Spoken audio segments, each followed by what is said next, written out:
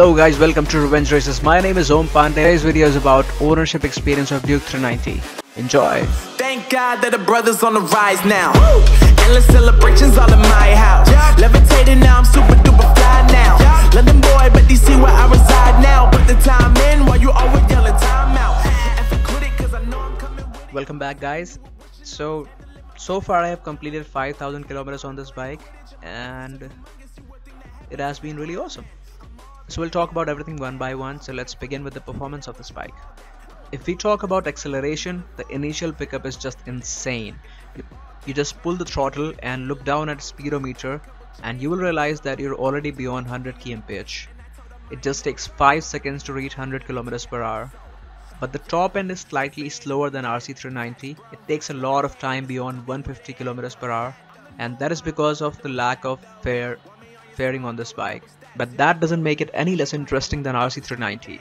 As you all probably already know that this bike has best features and technology in its segment. Even most of the top-notch super bikes don't have features that you get with this bike. Ride-by-wire helps you in making your ride a lot more smoother yet still aggressive. So far I've done top speed of 165 kmph on this bike. Now we know that this bike is very quick, but what about slowing down? Well, KTM kept this thing in their mind while designing the braking system. This bike has a huge front disc of 320 mm and 230 mm at rear with dual channel ABS that can also be turned off. And because of its Metzeler tires, you will never feel the lack of grip. Throughout my total experience on this bike, there have been just a couple of instances when ABS came into play. That too just on the rear wheel. I've never experienced the front ABS so far. So in short, braking is so nice that if you do harsh braking, आपको ऐसा लगेगा कि आत्मा निकल के वापस आ गई. Now let's talk about commuting and comfort on this bike. This bike is really agile in traffic. I go to office on this bike every day. I mean, not every day. New Duke 390 comes with wider and more comfortable seats, and the riding position is not very much race dedicated and it's rider friendly. So you can easily do 500 kilometers without getting tired. And also the engine is much more refined and smoother than the older KTM's, even though there are still some vibration. So all of this makes it very suitable for long rides and touring. This bike is made keeping Indian roads in mind. The suspensions are really soft. However, that becomes a downside when it comes to cornering or leaning. Alright, so now let's talk about the most important thing. Kitna deti hai bhai? Now don't expect too much from this bike when it comes to mileage. If you're a harsh rider, then don't expect more than 25 kilometers per liter in a city.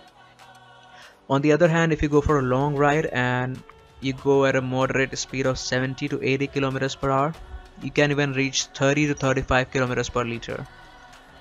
तो अभी सारी हम लोगों ने अच्छी बातें कर ली, बड़ा मजा आया. अब करते हैं गंदगी discuss. So let's talk about the downsides of this bike. बहुत ज़्यादा है नहीं, लेकिन परफेक्ट तो कुछ भी नहीं होता है. So most annoying thing about this bike is its radiator fan. And I'm not even talking about the heat that it throws at your legs. I have problem with the noise that it makes. It is so fucking loud कि engine की आवाज़ भी सुनाई देना बंद हो जाती है, which is very annoying. Next thing that all the Duke owner talk about is the bugs in its TFC console. Sometimes it would just show you ECU failure warning on screen randomly anytime, which is of course a false message, but the bike won't start after that and then you would have to turn off the ignition and turn it back on. But that issue is already fixed now, and with the new update from KTM is already fixed. A lot of Duke owners complain about the headlamp going off while riding, but that issue was already fixed by the time I bought this bike. So I was the lucky one. And also the seat height. Seat height is a real issue for short riders. Seat height is 830 mm, making this bike not a very good choice for short riders. And what else? As I already told you, the suspensions could have been on slightly more stiffer side. So I guess that's pretty much it about drawbacks. I will keep you guys posted if anything new comes up. So overall, I'm very happy and satisfied with this bike. It is way more than what I expected. And if you want to know, and if you want to buy this bike, just go for it. It won't let you down. The kind of attention this bike gets, you'll just love it. So guys, thank you so much for watching this video. If you like this video, please put a thumbs up, and if you did not, make sure to press the dislike button and let us know the reason in comments. Just don't forget to subscribe this channel and share it with your friends. There's a lot more interesting stuff coming on our channel, so stay tuned, ride hard and ride safe. Have a good one.